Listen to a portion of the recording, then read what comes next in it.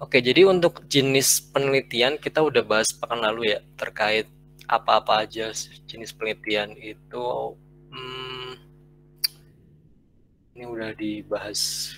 Jadi kita langsung next ke pembahasan setelah ini.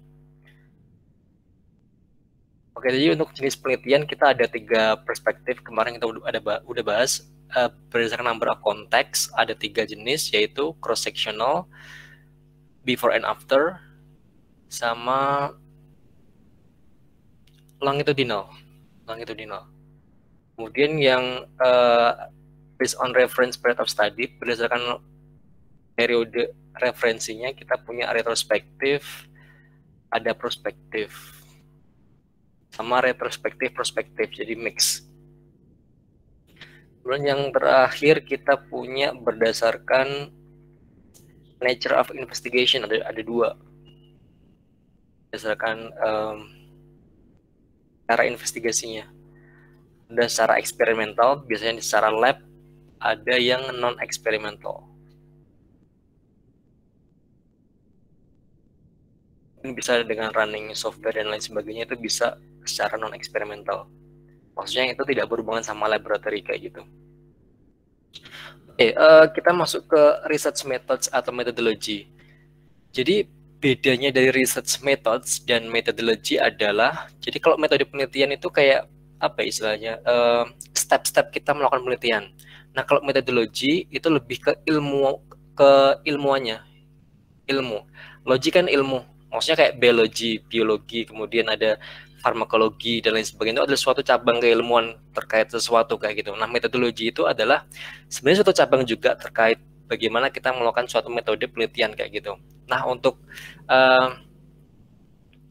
strukturnya di penelitian nanti, entah itu tugas akhir ataupun nanti di level S2, S3 kayak gitu, kita biasa menyebut sebagai research methods. Tapi untuk secara keseluruhan, entah itu research methods, metode, kemudian ada pengumpulan data collection, kemudian ada misalnya kayak eksperimen, studi laboratorium dan lain sebagainya, itu masuk ke secara keseluruhan ke research methodology kayak gitu. Oke, jadi untuk step-stepnya sebenarnya secara garis besar seperti ini, bagaimana cara kita untuk mengumpulkan data.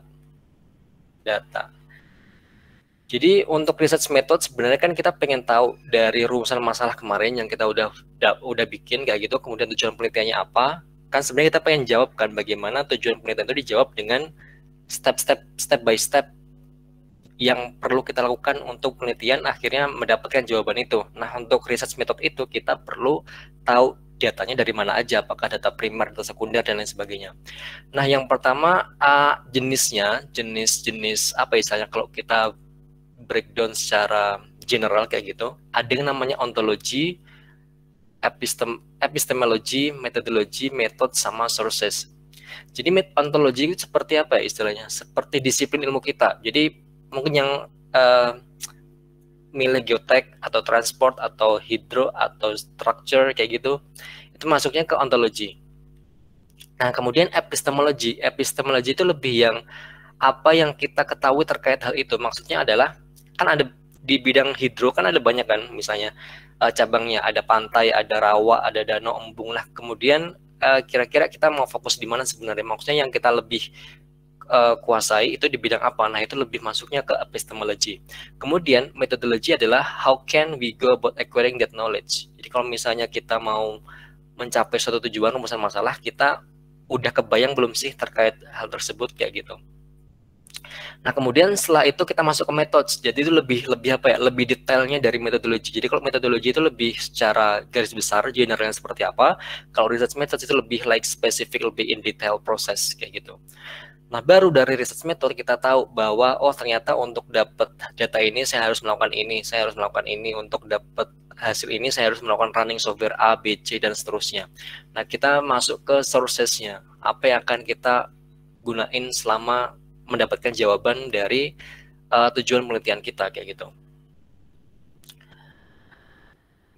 Oke, jadi untuk research plan atau rencana penelitian itu secara garis besar kita punya research method di sini. Jadi adalah systematic tools to find, to collect, analyze, dan interpret information.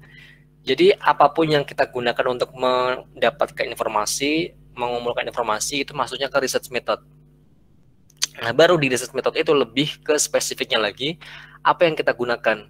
Jadi maksudnya adalah kita perlu apa, seperti konsep atau filosofi, kemudian planning research, rencana penelitian seperti apa, research design, kita menggunakan desainnya jenis apa, desain penelitian, kemudian data collection, cara mengumpulkan data, kita menggunakan kuantitatif atau kualitatif, dan seterusnya. Jadi lebih ke narrower terms, bagian-bagiannya ini. Oke, jadi tadi kita udah bahas ya, jadi research methodology adalah sistemnya, system of methods. Kalau research method, jadi metode penelitian adalah toolsnya, lebih ke tools. Jadi misalnya kita pengen pengen apa ya, pengen dapat ini jawaban. Jadi kenapa orang nggak mau pindah dari bantaran sungai ke apa istilahnya, ke daerah yang lebih aman dari banjir kayak gitu. Nah, kita bisa menggunakan alat seperti kuesioner atau focus group discussion, kita bisa menggunakan dan lain sebagainya. Atau kita misalnya pengen tahu kondisi limbah di suatu pemukiman, kita bisa pakai case study, laboratory research, dan lain sebagainya. Atau bisa lewat paper, publication, itu juga masuk ke research methods. Nah, kalau research techniques adalah itu lebih ke spesifik. Jadi misalnya kuesioner ya, kuesioner di sini, kuesioner. Nah, research technique adalah kita pengen ini lebih detailnya. Kalau kuesioner ini mau dilakukan seperti apa? Apakah secara open atau secara tertutup biasanya, close, atau misalnya terschedule atau lewat post, lewat email, biasanya kan seperti itu, ada kuesioner secara pakai Google Forms, lebih cepat kayak gitu. Jadi itu lebih ke tekniknya aja, jadi lebih detailnya. Jadi kalau misalnya laboratory research, nah research tekniknya adalah kita biasanya pakai SNI, misalnya kita mau uji BOD, uji COD, uji limbah ABC dan lain sebagainya. Nah, untuk research techniques lebih ke SNI-nya kita pakai apa kayak gitu. Oke, kemudian disiplin lebih ke ilmu yang kalian pilih ya, entah itu cabang dari sipil itu apa, kurang lebih intinya itu untuk disiplin.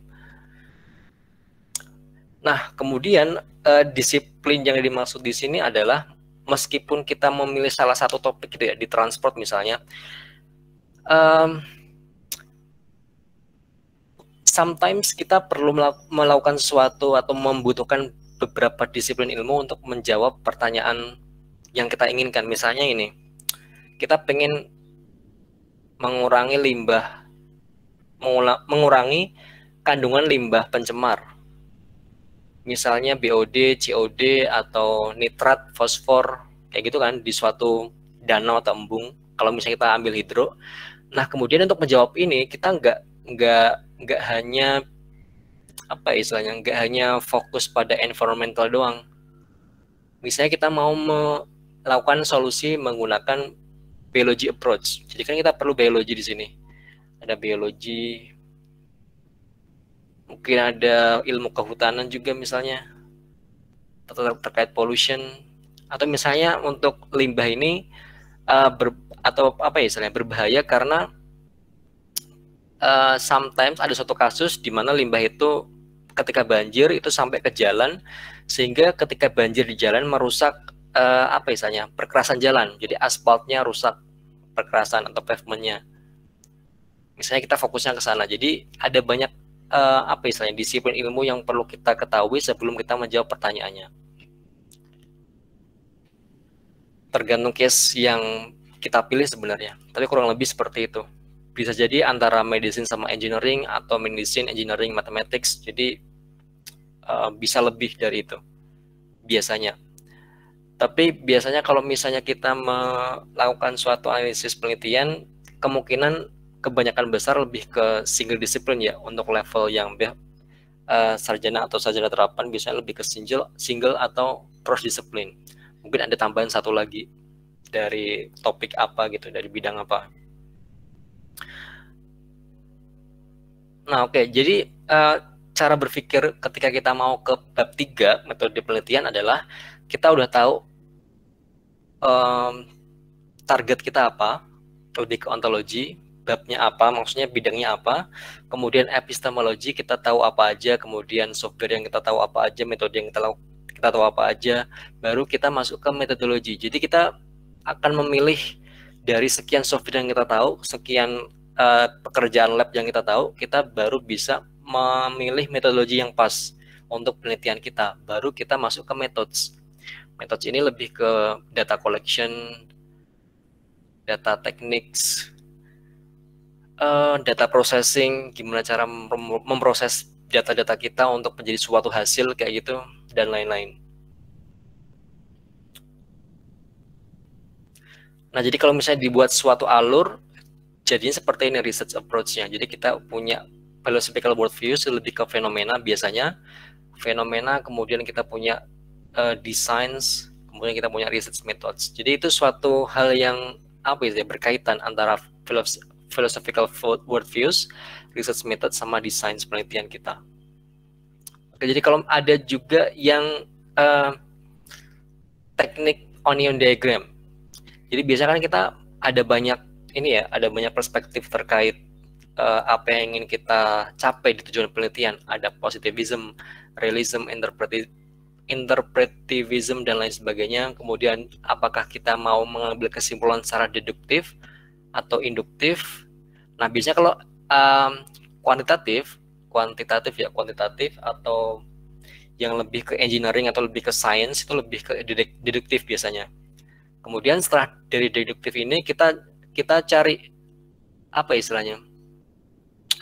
Kita mau jenis penelitian seperti apa? Apakah kita mau eksperimen, survei, case study, action research, grounded theory, etnografi, atau archival research. Nah, biasanya kalau di teknik mungkin lebih ke eksperimen, survei, atau case study. Nah, kemudian kita mau milih monometode, mixed method, atau multimetode. Yang terkait disiplin tadi ya, apa yang kita approach ke sana. Nah, baru kita bisa bisa mendeskripsikan data collection atau data analysis. Jadi bagaimana cara mengumpulkan data. Jadi kalau misalnya pekerjaan lab, kita perlu apa aja. Cara data analisisnya seperti apa, biasanya kita deskripsikan di data collection and data analysis. Oke, jadi untuk model penelitian itu pasti berbeda antara disiplin satu dengan yang lain. Nggak hanya disiplin, yang satu disiplin pun, misalnya dari transport, geotek, itu kan pasti beda juga untuk research methodnya. Ada yang berdasarkan participant observation, ada yang field work, ada field research, dan lain-lain. Jadi tergantung apa yang pengen kita capai di tujuan penelitian itu. Dan harusnya dengan tujuan penelitian kita apa, kita bisa bayangin, oh dengan tujuan itu, oh saya harus melakukan ini, dan itu. Oke, kita udah bahas bahwa untuk metode penelitian kita ada metode kuantitatif, kualitatif, sama mixed methods. Cuman di sini kita hanya membahas yang masalah kuantitatif, karena biasanya untuk kualitatif lebih ke social science atau ke observation dan lain-lain.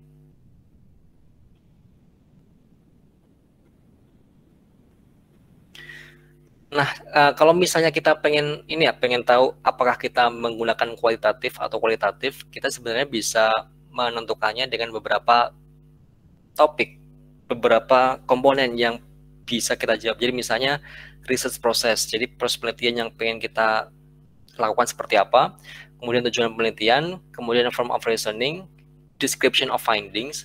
Maksudnya adalah kalau misalnya kita pengen simpulan kita itu berupa kayak grafik ya, berupa grafik, tabel, kayak gini kan berarti lebih ke angka-angka, ke numbers. Jadi pasti itu lebih ke kuantitatif instead of kualitatif. Kemudian which approach would you use for your own area of study? Jadi kita pengen pendekatan seperti apa. Kemudian how much literature is available. Nah, ini lebih ke bab 2 ya. Jadi dari topik yang kalian inginkan di bab 1 itu, dengan berapa banyak literature review yang kalian dapat, Nah, itu bisa menjadi apa istilahnya? Kalau misalnya literature review kalian lebih banyak ke numbers, lebih ke angka, lebih ke kuantitatif, berarti ya udah keputusannya adalah kita pakai quantitative research. Dan jangan lupa what type of research skills. Maksudnya di sini misalnya apa ya, misalnya kalau ada pekerjaan lab, kita pengen nguji apa misalnya di lab lingkungan, misalnya kita pengen uji nitrat, fosfor dan lain sebagainya. Kalau misalnya kita belum tahu terkait skills tersebut, ada dua opsi. Yang pertama, kita perlu belajar skill itu sehingga kita bisa mendapatkan hasil yang kita inginkan. Ada yang maybe mengganti ke apa istilahnya, teknik yang lebih mudah, skill yang lebih mudah seperti apa. Nah, perbedaannya seperti ini. Jadi kalau misalnya kuantitatif, kita lebih banyak menggunakan numbers dibanding kualitatif yang lebih ke words. Kuantitatif lebih deduktif, kalau ini induktif. Nah, kemudian untuk kuantitatif lebih ke fokusnya cause and effect. Fokus on cause and effect. Jadi sebab akibat kayak gitu. Sama memerlukan hipotesis biasanya. Jadi kalau hipotesis di awal mungkin seperti ini, kalau misalnya ada fenomena bahwa limbah pencemar bisa memengaruhi kerusakan pavement jalan, mungkin hipotesis kita seperti itu. Nah, dari situ kita bisa melakukan research methods untuk membuktikan apakah hipotesis kita benar apa enggak. Jadi hipotesis itu kayak apa ya, istilahnya simpulan di awal. Atau berdasarkan pengetahuan kalian, oh ternyata benar dari hasil yang saya simpulkan di awal, hipotesis, ternyata setelah menggunakan research method dan lain sebagainya, didapat kesimpulan yang sama di simpulan di awal biasanya. Dan ini lebih ke leads to proof of theory, jadi lebih ke pembuktian ya. Kalau kualitatif itu lebih ke development, pengembangan teori.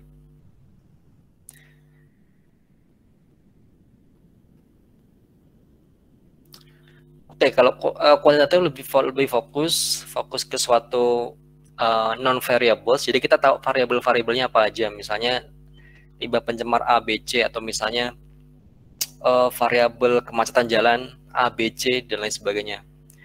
Kemudian biasanya kita use established guidelines. Nah, ini mungkin yang bisa membedakan antara orang sains sama orang sosial.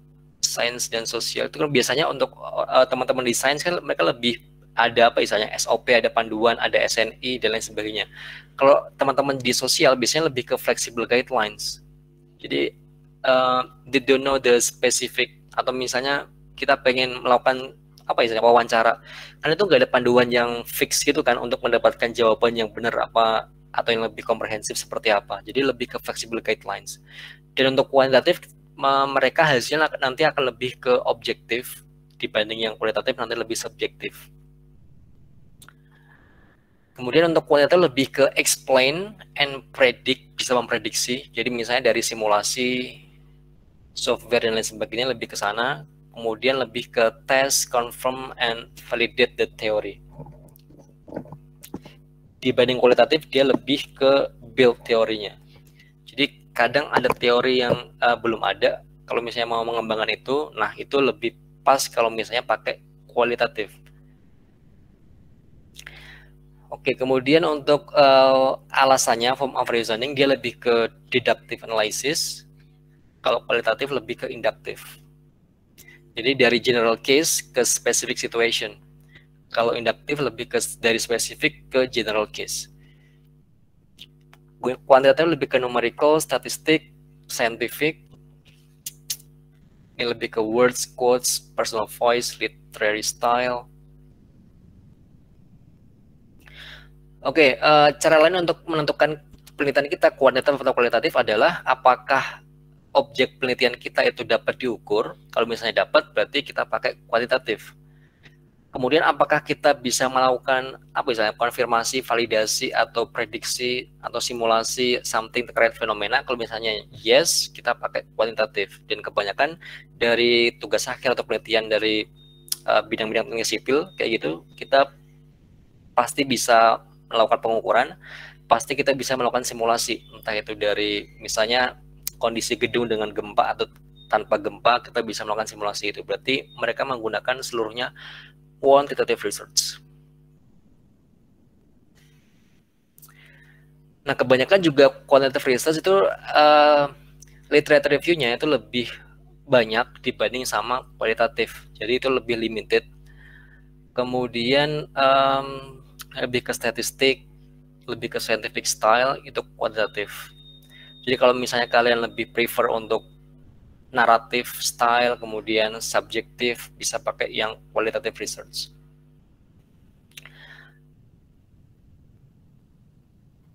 Oke, jadi untuk logisnya dalam metodologi penelitian adalah yang pertama kita melakukan observation, pengamatan seperti facts, kemudian membentuk suatu hipotesis untuk mengumpulkan data-data, organizing data, kemudian kita melakukan induction atau deduction,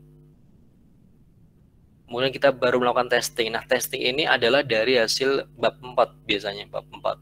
Jadi ini lebih ke bab 3, research metodologi penelitian seperti apa.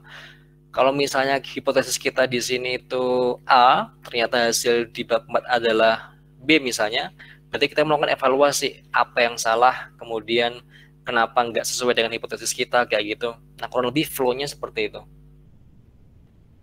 Untuk kuantitatif yang lebih spesifik adalah kita bisa menggunakan 3 kategori. Yang pertama ada deskriptif, komparatif, sama relationships. Jadi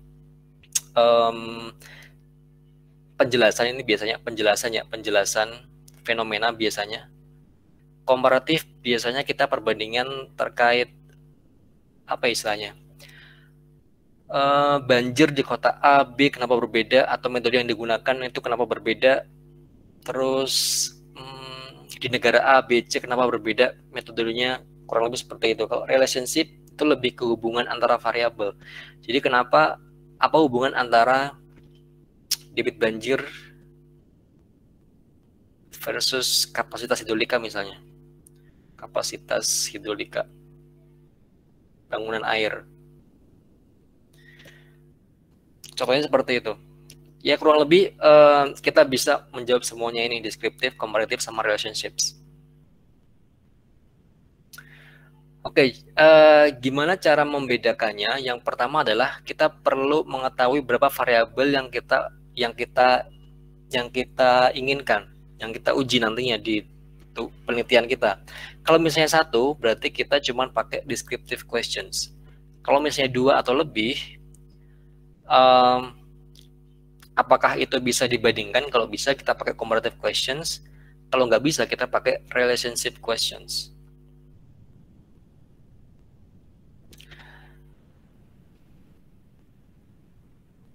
Nah, ini flow-nya seperti ini ya, flow yang tadi kita bahas di bagian sini. Kurang lebih alurnya seperti ini. Jadi mulai observation, induction, deduction, testing, evaluation, balik lagi. Jadi suatu flow yang apa istilahnya, continuously, berkelanjutan. Nah, untuk empirical research kita punya yang namanya experimental sama non-experimental.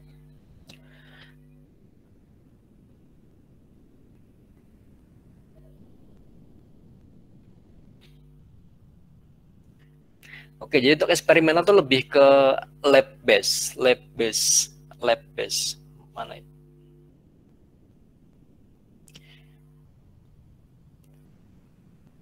Nah, ini lebih ke lab based.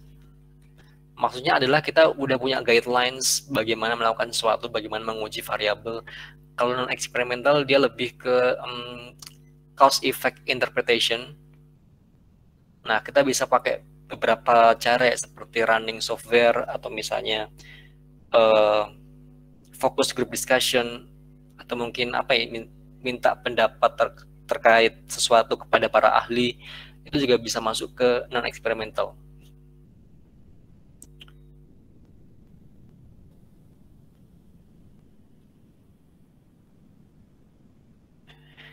Nah, kemudian dari sini sebenarnya untuk empirical approach kita membutuhkan what, why, who, and how of the research. Jadi what itu ini sebenarnya penjelasan yang tadi sih. Seperti topiknya seperti apa, kemudian why-nya itu kenapa kita pilih itu, apa urgensinya, kemudian kita variabelnya apa, dan bagaimana itu lebih ke research method. Jadi kalau misalnya kita breakdown ke bab-bab itu empirical approach itu lebih buatnya lebih ke bab 1. Ini bab 1, bab 1 how-nya lebih ke bab 3.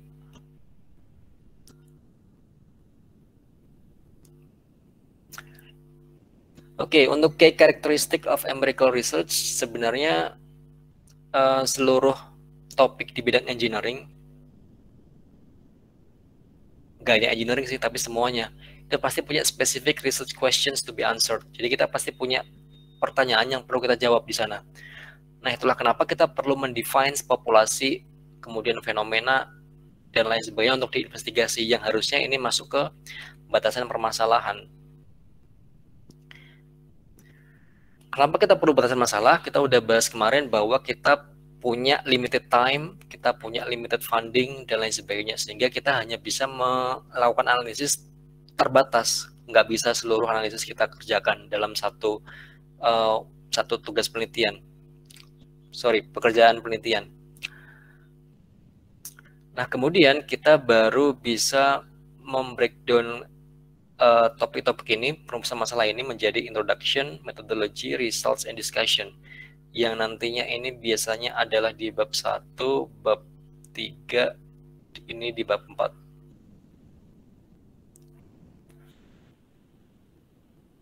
Oke, ini penjelasannya sama.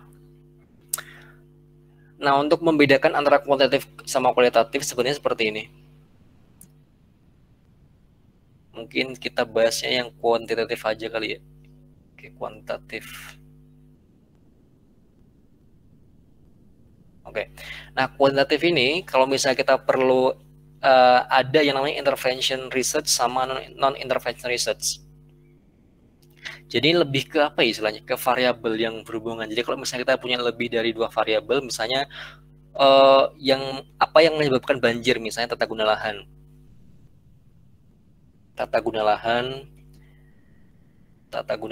kemudian curah hujan, hidrolika bangunan air. Nah, itu bisa masuk ke intervention research. Nah, kemudian kalau misalnya kita mau explain whether an intervention influence an outcome for one group as opposed to another group. Jadi kalau misalnya kita pengen tahu apa istilahnya? Hasil yang dihasilkan oleh suatu penelitian itu berhubungan atau memerlukan intervensi, kita bisa pakai experimental research. Jadi untuk lebih gampang membedakannya adalah ini lebih ke lab base gitu aja. Kalau misalnya kita perlu pekerjaan lab, berarti itu lebih ke experimental research. Tapi kalau misalnya kita berhubungan sama variabel atau prediksi atau hubungannya di masa mendatang ketika disimulasi seperti apa, kayak ini ya, misalnya tata guna lahan di karakteristik banjir untuk tata guna lahan untuk di hutan, kemudian perkotaan, atau misalnya di pedesaan, itu kan beda-beda. Nah, itu kita bisa pakai correlation research. Kalau misalnya kita mau describing trends, maksudnya adalah tren banjir di suatu kota misalnya, itu kita bisa pakai survey research di sini. Atau misalnya tren apa ya? Tren kemacetan, tren iya biasanya, atau tren ini kandungan limbah di suatu daerah, itu juga kita bisa pakai survey research.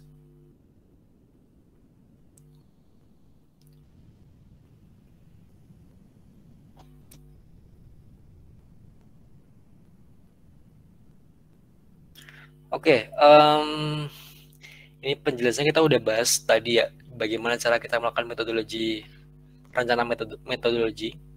rencana penelitian.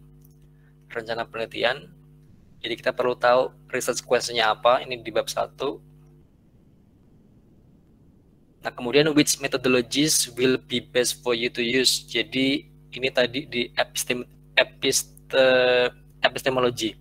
Jadi apa yang kita kuasai dari metode yang pengen kita tawarkan, kayak gitu. Kemudian what are some of the problems or challenge you may meet.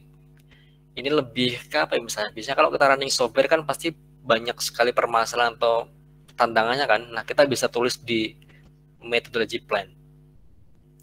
Jadi kalau misalnya kita mau wrap up rencana penelitian ini, yang pertama adalah kita punya research questions, kemudian kita bisa menentukan metodenya seperti apa, methodology. Kemudian what methods will be best for you to use, itu lebih ke research method, research techniques, tekniknya seperti apa. Kalau misalnya ada eksperimental, itu nanti pakainya seperti apa. Baru dari sini, dari research teknik ini, kita baru punya problems sama challenge-nya. Jadi misalnya, oh ternyata software ini komersial, kita harus beli.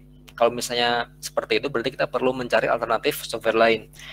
Atau misalnya data ini ternyata nggak ada datanya, jadi kita perlu modifikasi lagi data tersebut. Jadi intinya banyak sekali problems yang dihadapi oleh masing-masing peneliti. Bisa dari data, bisa dari software, bisa dari waktu survei. Jadi misalnya kita pengen ini ya, survei limbah pencemar di suatu daerah.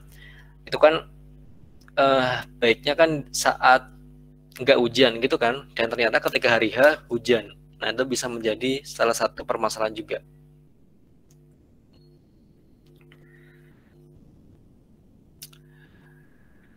Oke, jadi sebenarnya research writing itu sebenarnya apa istilahnya?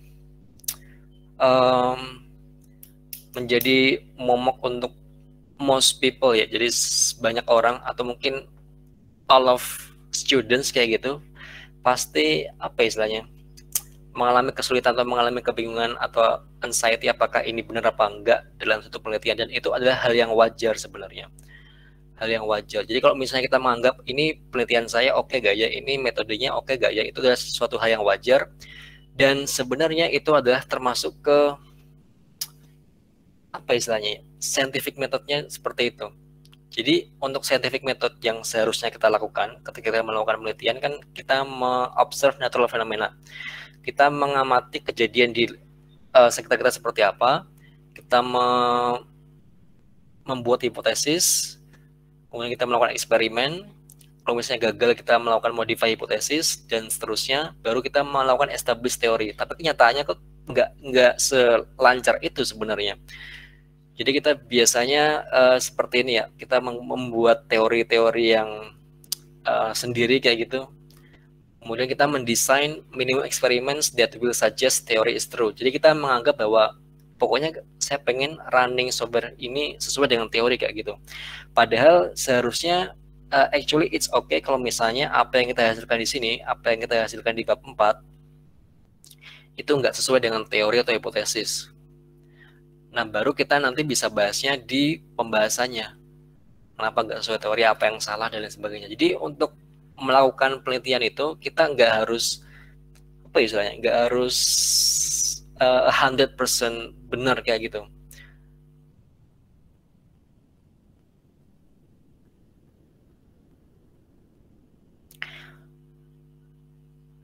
Oke, jadi untuk apa istilahnya, flow, strukturnya dari suatu research plan atau rencana penelitian atau yang perlu dihasilkan ketika kita melakukan seminar penelitian itu kurang lebih seperti ini.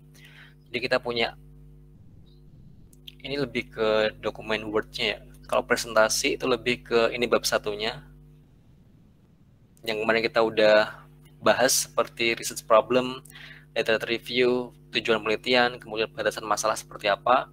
Untuk metodologi penelitian itu ke bab 3-nya, kita perlu metodologi dan data analisis. Untuk metodologi kita perlu tahu apa yang kita gunakan untuk metodenya, desain, dan teknik biasanya, seperti instrumen dan lain-lain. Untuk data analisis lebih ke kita eksperimental apa enggak.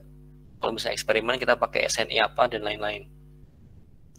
Nah, kemudian ada tambahannya seperti program atau manajemen. Nah, ini yang mungkin apa istilahnya, banyak yang nggak di input kalau kita membuat seminar penelitian. Yang pertama adalah ethical consideration. contohnya seperti ini. Jadi sebenarnya ini lebih ke teman-teman di biologi sebenarnya atau kedokteran. Kalau misalnya kita penelitian atau melakukan pengamatan terhadap objek atau benda yang itu adalah makhluk hidup misalnya, nah kita perlu seperti ethical consideration, jadi kode etik ketika kita melakukan penelitian di benda-benda hidup kayak gitu. Kemudian ada potential risk or problems, itu permasalahan kita tadi udah bahas, masalahnya apa aja, challenge-nya apa aja. Nah kemudian sebenarnya yang penting adalah research program, seperti time frame, budget, resources, health, and safety consideration. Time frame itu kayak misalnya kita target penelitian kita selesai 4 bulan gitu kan, berarti kan kita perlu membuat timeline gini, ini topiknya apa, misalnya bab 1, bab 2, 3, 4, 5 dan seterusnya, misalnya Januari, Februari, Maret, April, Mei. Jadi kita bikin timeline gitu loh, timeline.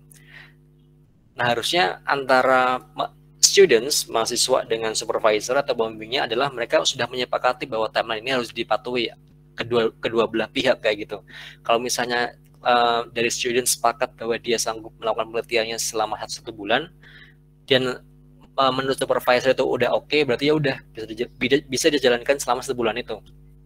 Tapi kalau misalnya dengan topik itu ternyata I think it's impossible buat 1 bulan, jadinya 2 bulan, 3 bulan atau 4 bulan kayak gitu, ya udah kita bisa justifikasi lagi. Jadi intinya time frame ini adalah seperti apa istilahnya? Kayak agreement sebenarnya, lebih ke agreement antara student sama supervisornya mau selesai kapan kayak gitu.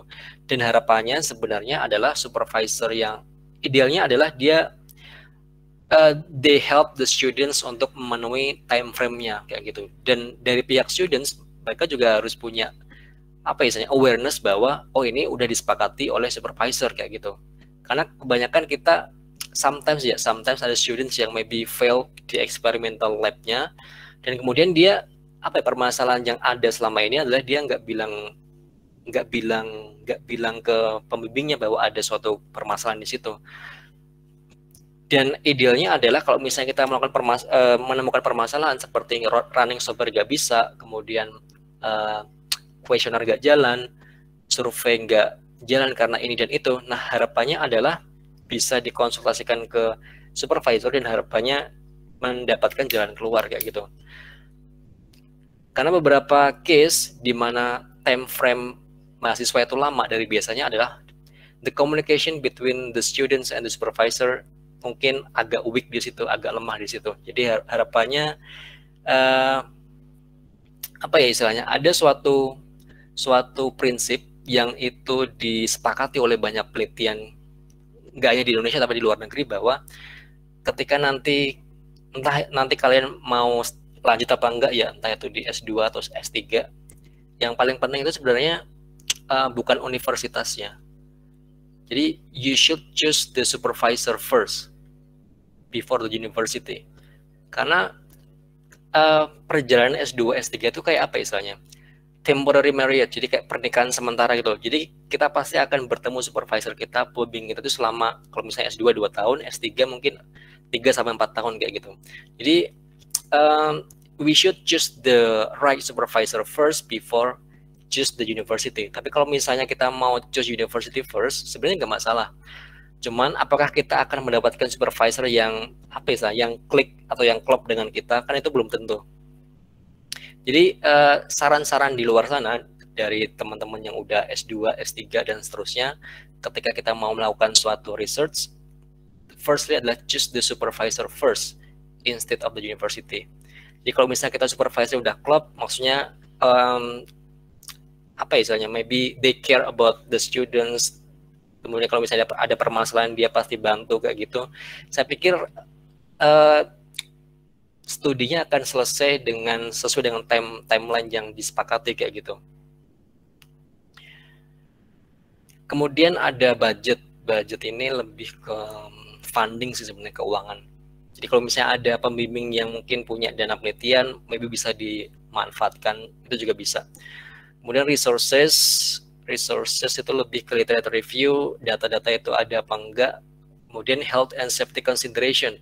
Nah ini lebih ke kalau lingkungan kerjanya perlu apa misalnya seperti K3.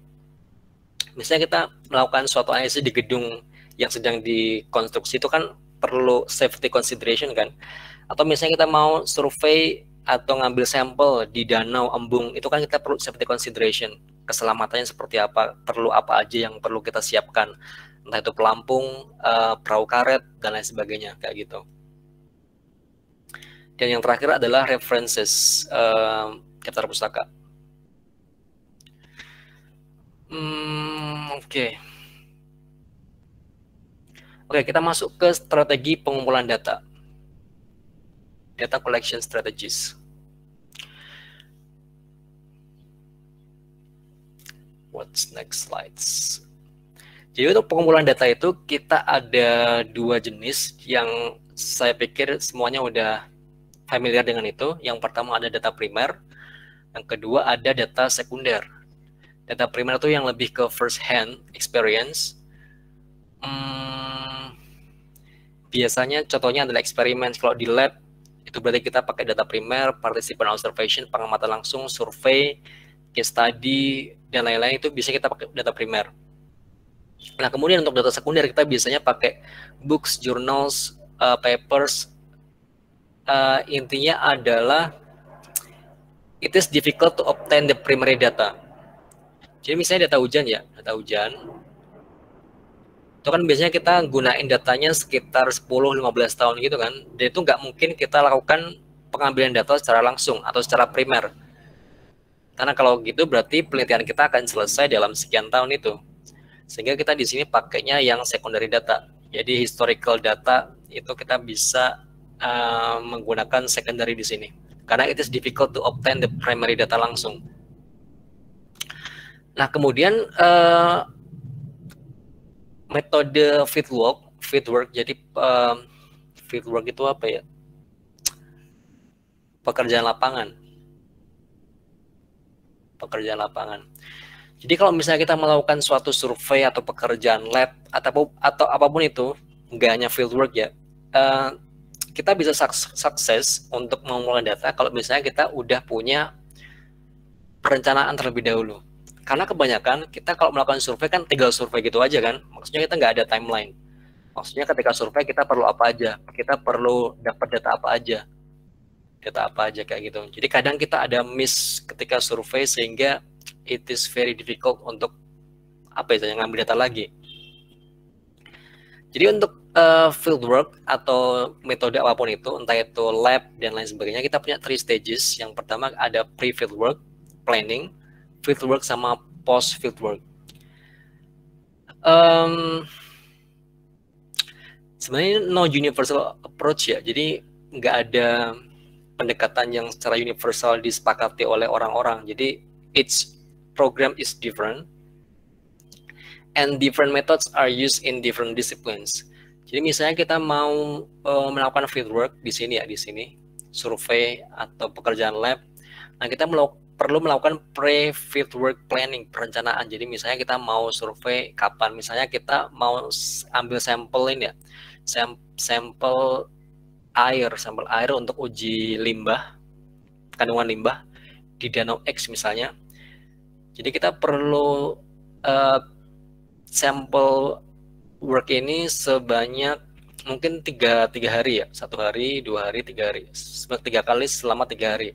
Nah, kita perlu melakukan pre-field work agar ketika day 1 kita tahu kita harus melakukan apa aja, day 2 kita melakukan apa aja, day 3 ngapain aja. Sama ini kan kita perlu ngambil sampel air ini kemudian dibawa ke lab kan. Nah, kita perlu menentukan berapa jarak antara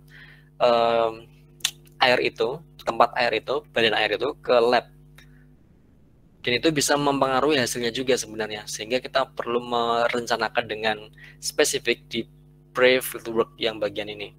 Kalau misalnya nanti kita perlu seperti survei atau pekerjaan lapangan seperti itu.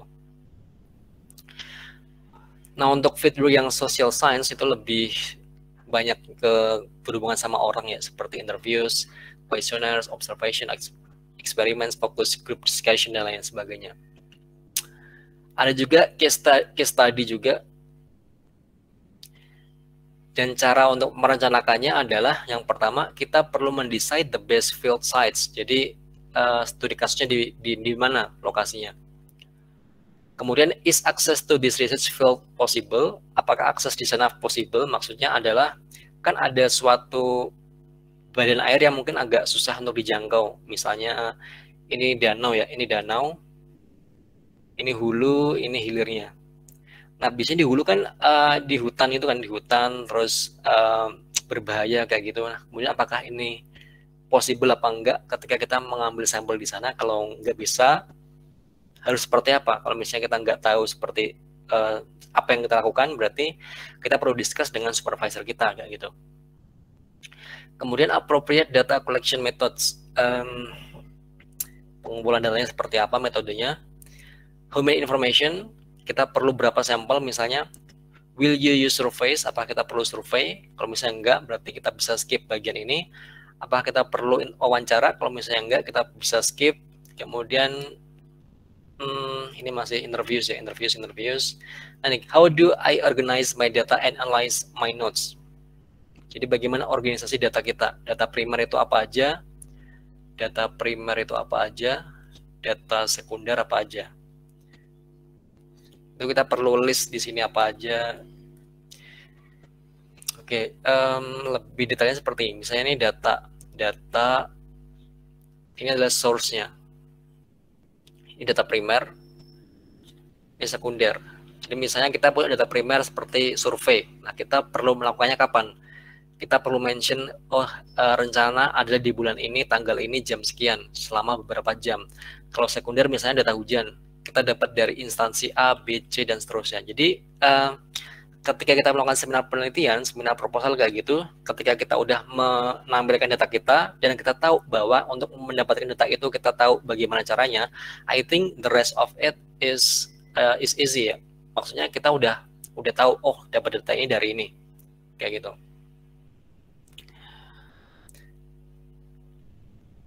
Ini lebih ke survival tips kalau misalnya kalian melakukan field work atau lab work atau evidence gathering.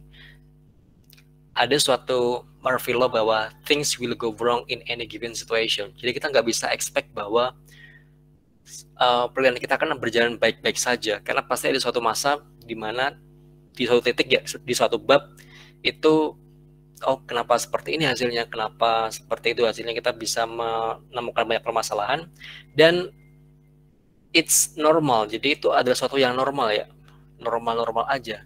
Jadi kalau kita melakukan kesalahan atau menemui kegagalan untuk running software misalnya, it's normal, itu wajar. Dan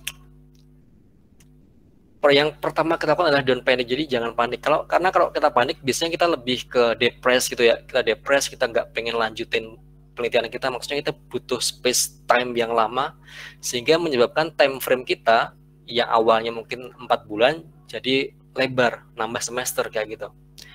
Jadi kalau misalnya kita menemui kesulitan, contact your supervisor immediately. That's why kalau misalnya nanti kalian mau memutuskan untuk studi lanjut ya S2 ataupun S3 kayak gitu, I think it's better to choose the supervisor that have good communication. Komunikasi yang baik, maksudnya adalah they care about the students. Kalau misalnya ada permasalahan, dia bantu kayak gitu. Karena ada banyak supervisor yang memang istilah kasarnya nggak peduli gitu ya, nggak peduli. Yang penting itu kan pekerjaan kamu, mau selesai tesis apa enggak, yaudah itu urusan kamu kayak gitu. Jadi it's better for you kalau misalnya mau lanjut ke postgraduate maupun S2, S3 kayak gitu, choose the best supervisor that you think it can help you, it can get you to finish your study.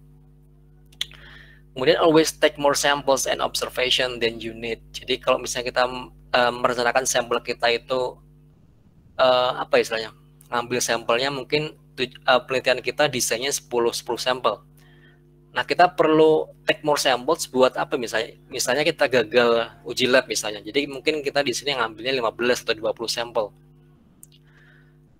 Make sure you have a plan BCD. Jadi pasti kita harus punya plan BCD dan kita harus discuss ini dengan supervisor kita juga. Jadi kalau misalnya ada sesuatu yang salah, kita perlu ada plan biar kita nggak ganti judul, kita agak ganti topik dan lain sebagainya. Dan ini possible asal we have good communication with supervisor. Lagi-lagi seperti itu. Make a decision early with your supervisor about when to abandon or defer fieldwork, experiments, or observation. Oke, jadi sebenarnya penelitian itu gak hanya buat S2, S3 ya, tapi juga untuk di level sarjana atau sarjana terapan. I think they will be more successful, atau misalnya apa ya istilahnya, meskipun mereka mungkin they have low motivation untuk membuat penelitian mereka finish tepat waktu. I think with mungkin yang beda-beda ya karakter supervisor. Ada yang apa istilahnya, push itu terlalu menekan gitu ya, terlalu menekan dengan beberapa deadline. Kalau misalnya kita sanggup dengan data itu, saya pikir kita dapat memenuhi time frame yang kita inginkan, kayak gitu. Jadi I think it's better in my version ya, better kalau I get the supervisor that give me many deadlines, many targets, dibanding dengan supervisor yang only silence kayak gitu. In my version, karena pasti tiap orang kan beda-beda. Oke, kemudian laboratory methods ini lebih kalau misalnya ke teknik lingkungan. Saya pikir di laboratorium jalan juga kayak gitu. Kita punya SNI pastinya, bagaimana cara nguji apa ya saya, uji nitrat, uji fosfor, uji POD, COD dan lain sebagainya kayak gitu. Oke, avoiding bias in data collection ini lebih ke apa ya istilahnya, pengumpulan data sampelnya sebenarnya. Jadi kalau misalnya tadi kita mau ngambil sampel 10, kalau bisa kita ngambil 15-20 biar datanya apa ya lebih detail. Atau misalnya kalau ada kegagalan uji lab, kita bisa pakai sampel yang lain. Kurang lebih untuk biasnya seperti itu. Oke, jadi menulis proposal penelitian ada sesuatu yang seperti ini, normalnya seperti ini, yang dialami oleh semua orang yang masih di tahap students ya, entah itu dari students yang di sarjana terapan atau S2, S3, mereka pasti mengalami seperti ini. Mereka pasti punya fear, ketakutan dia benar apa enggak, no motivation, confusion, insecurity, panic, hesitation, dan ini adalah hal yang wajar sebenarnya. That's why kalau bisa dibilang adalah menulis penelitian itu adalah apa istilahnya, the most lonely journey in the world. Journey. Jadi kayak perjalanan yang sendirian. Maksudnya adalah itu kan TA kita, penelitian kita. Jadi ya mau nggak mau kita harus mengerjakan kayak gitu. Jadi it's the most lonely journey. Sehingga kalau kita misalnya menghadapi panic, stress, confusion, nggak ada motivasi, I think it's better you get a good supervisor seperti itu. Harapannya seperti itu. Jadi biasanya ada supervisor yang ketika students yang nggak ada komunikasi sama sekali, dia call atau misalnya bikin apa istilahnya, kontak dia kenapa nggak apa istilahnya, kenapa nggak melakukan progres kayak gitu. I think it's better for you ketika nanti mau decide study postgraduate kayak gitu, choose the supervisor that have good communication to the students. Yes, and the last, writing requires time and patience. Jadi membutuhkan waktu dan kesabaran. Dan ini adalah ya fenomena students. I think most of students, nggak hanya di Indonesia ya, di luar sana juga seperti ini. So I think it's normal if you face fear, panic, hesitation, no motivation dan lain-lain. Oke, maybe the last it's about the plagiarism. Kita udah pernah bahas di sini. Intinya adalah plagiarism could cost you your degree even after it has been awarded. Jadi don't risk it. If in doubt, ask and always reference. Jadi sebenarnya meskipun kita nanti udah dapat gelar kita ya, kemudian di kemudian hari kita ternyata ditemukan adanya unsur-unsur seperti ini, gelar kita bisa diambil lagi. Dan itu it is possible. Jadi I think you should be careful with plagiarism. Kalau misalnya emang itu sumbernya dari orang lain, do the citation, pakai reference. I think that's it untuk menghindari plagiarism. untuk menghindari agar di kemudian hari kalau misalnya kita jadi we don't know, misalnya kita jadi orang yang famous kayak gitu kan, ternyata ada yang maybe melakukan investigasi terhadap tugas-tugas kita terdahulu sehingga kita ditemukan sesuatu yang it can risk our career kayak gitu. So I think it's better for you. Jadi lebih baik kita kalau misalnya itu memang bukan tulisan kita pakai reference aja, kita citasi aja, kita kasih sumbernya dari mana kayak gitu. Oke, ini masalah referencing, kita pakai guidelines, lebih gampangnya sih pakai Mendeley atau Zotero buat referencingnya.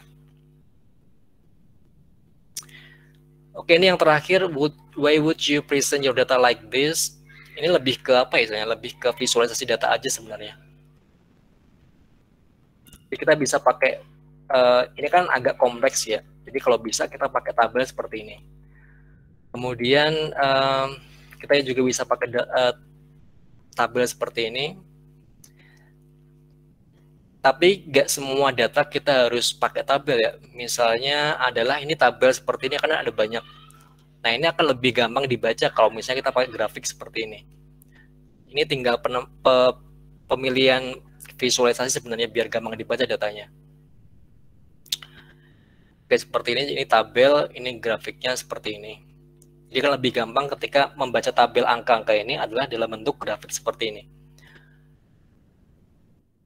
Okay, I think that's all about data collection. Maybe any questions? Ada pertanyaan nggak?